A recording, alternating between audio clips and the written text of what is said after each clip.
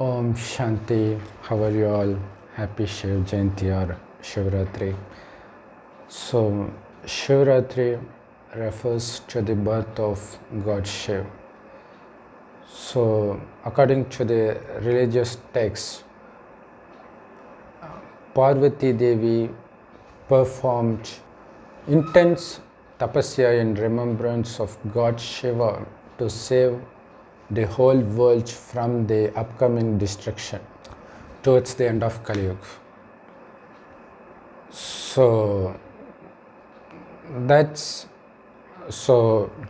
it refers to the days Shiv Parvati spent in tapasya.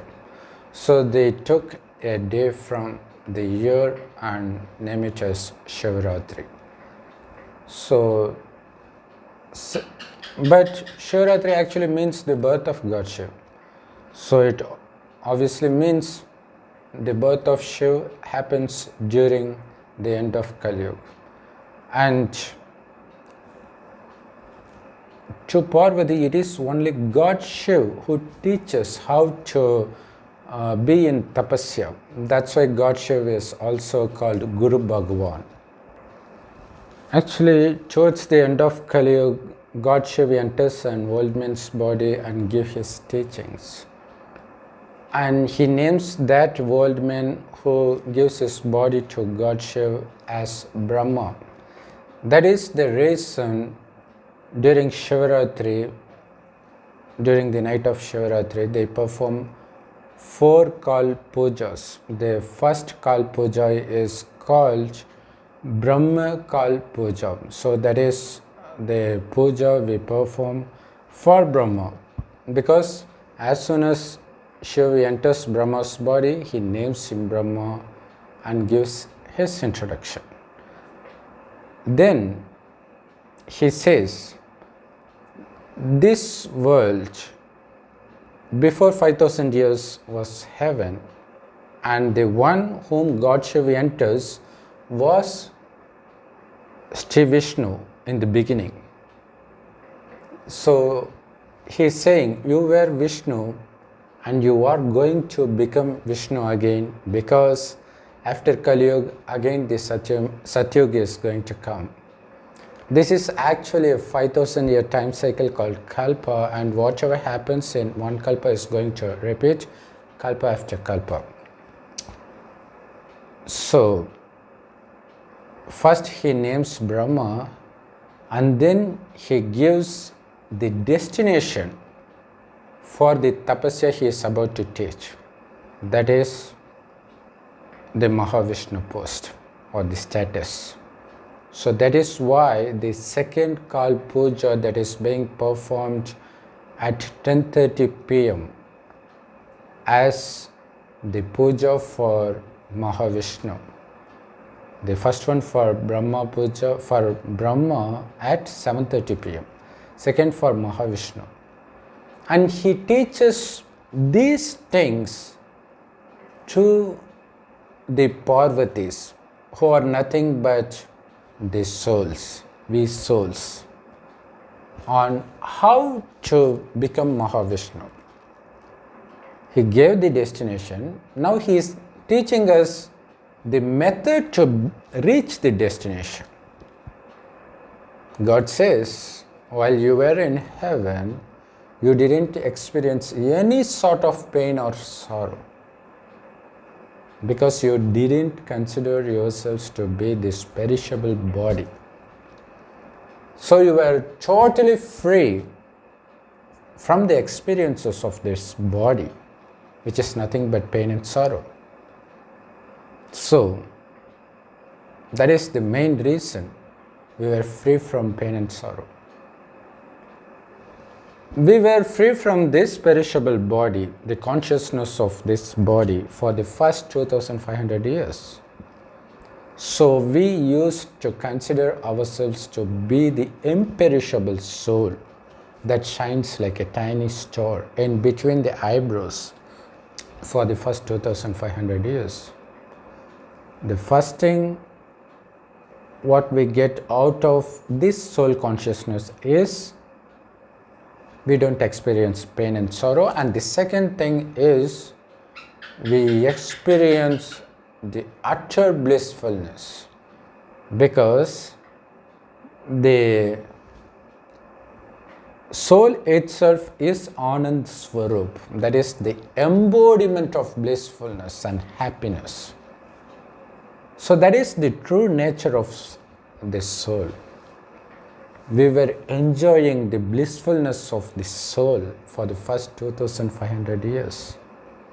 Not only that, we would be surrounded by the true heavenly beings, deities, and animals in its true nature. They would be very peaceful and blissful. They wouldn't hurt each other as it happens now in Kali Yuga. It is also represented in Bible and other Vedas that lion and cow, they took water from the same pond at the same time, which means they don't hurt each other, they don't feed on other animals. But in Kali Yuga, not only to mention about animals, but even humans, they feed on animals. Their intellect have become such corrupt because they have become slaves for senses in the next 2500 years, because they lost the soul consciousness. That's the main reason that they become addicted to the senses and started committing sin after sin. And also they are being punished for that. As a result, the world is filled with pain and sorrow. God comes in the end to liberate us all from this sorrow and pain. That's why He gives this teaching of liberating us from the sorrow and pain. What is that? God asks us to remain in the soul conscious stage. But is it possible? It is not possible, because we are that body conscious that we fall for lust in a second, we fall for anger in an instant, and we fall for attachment, greed, and ego. So how do we come out of it? We have to remember the one who is always free from that, which is none but God, Shiv Himself.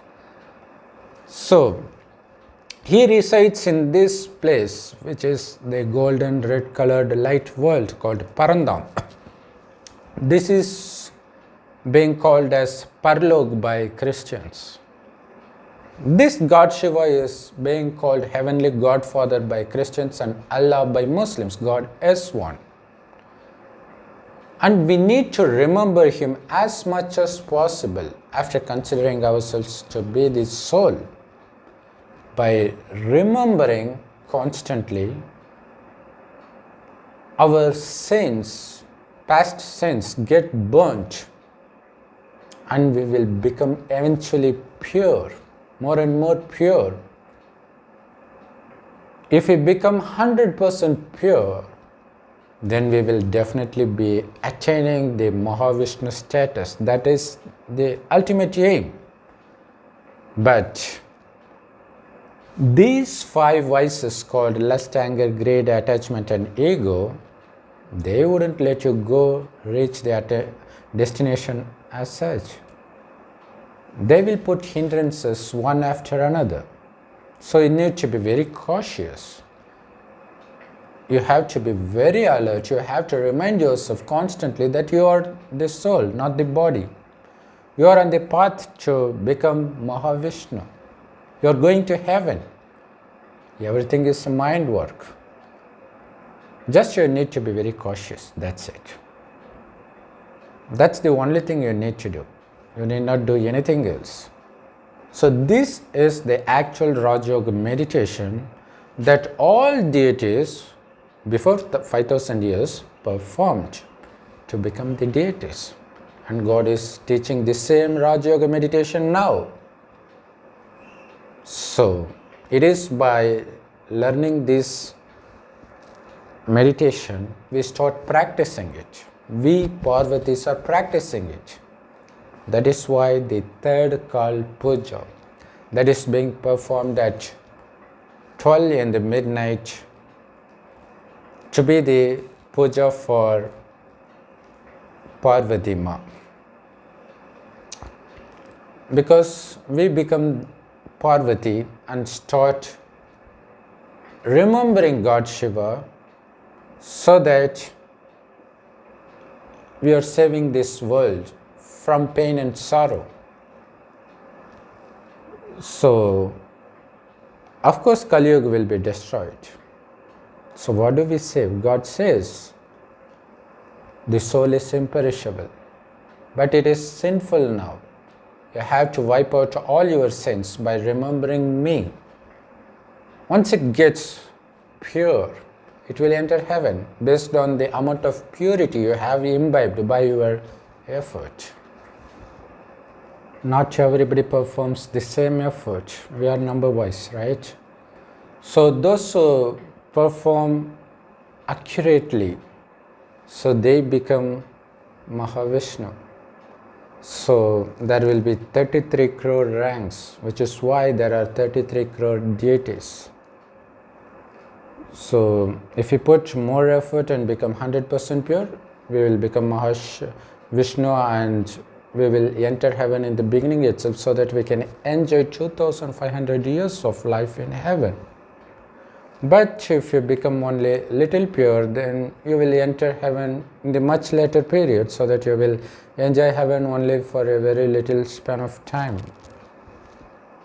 So after a certain time, the Kali Yuga gets destroyed and we start taking birth in Satyug, which means the night becomes day. Yes, heaven is called day, unlimited day, and this hell where we suffer pain and sorrow, that is called the night.